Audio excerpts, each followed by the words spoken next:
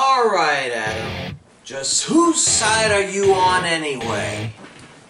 I'm Chris Wolvie, the wrestling vlogger who always tells it like it is.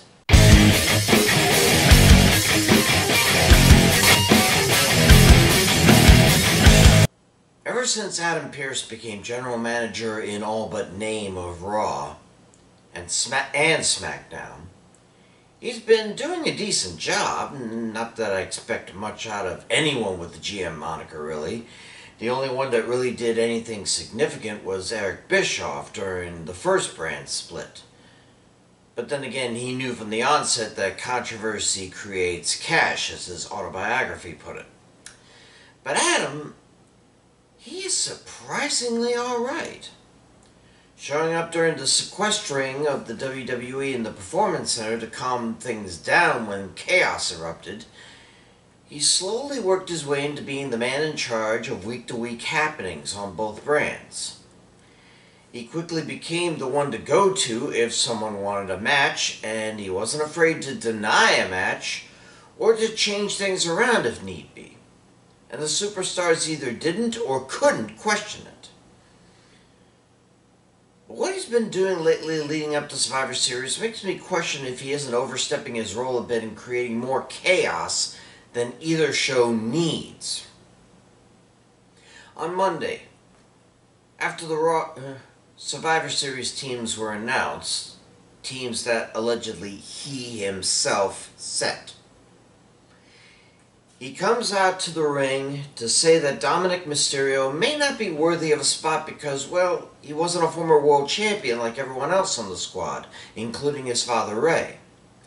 So to make Dom prove his worth, he put him in a match against Bobby Lashley, with the winner being on the team. It went about as well as could be expected from Dom in a singles match. So now Lashley is on the team and Ray has to be hella pissed at Lashley and Pearce. And then on Smackdown, he put Sami Zayn and Jeff Hardy in a match where the loser was outright removed from the team. Not replaced yet, just removed. This is all because Zayn thought himself as the leader of the Smackdown team and thus had the authority to remove Hardy.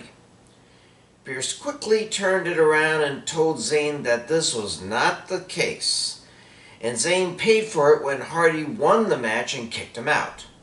And that means that it is very likely that the 5th SmackDown member won't be introduced until 2 days before Survivor Series. So in summary, he weakened the bond between Raw's team in an attempt to make the team stronger, and then he flat out threw SmackDown's team into chaos by kicking one out without a replacement. See, this is why having one person in charge of both brands is not a good idea. Pardon, when John Laurinaitis took over as general manager of both Raw and SmackDown in 2012 with his ridiculous people power lie, things started to deteriorate on both brands. It got so bad that over time, the two brands' tag and women's titles got merged, followed eventually by the WWE and World Heavyweight titles merged by Randy Orton. After that, the brand split was more or less forgotten. Laurinaitis took a decent model of one man controlling one brand and tore it apart because he wanted Teddy Long's job as well. It would take 3.5 years for the WWE to resplit the brands and get back to how things were. Is that Adam Pearce's plan? To end the split and have everyone on both sides? On both shows, I should say? Is that why he's creating chaos on both sides of Survivor Series? Look, if the WWE wants to end the split, that's their decision, and I'll admit that it may be the only way to stop NBC Universal and Fox Disney from bitching at them for one reason or another. But one person disrupting both Survivor Series teams will not be good for either brand. Ratings weren't all that great during the time the brands were reunited, and a fair number of superstars were feeling cheated out of time in the spotlight when champs like Daniel Bryan would show up on both shows. So I think that before Survivor Series, Pearce should pick one brand to help, and leave the other to Sonya Deville.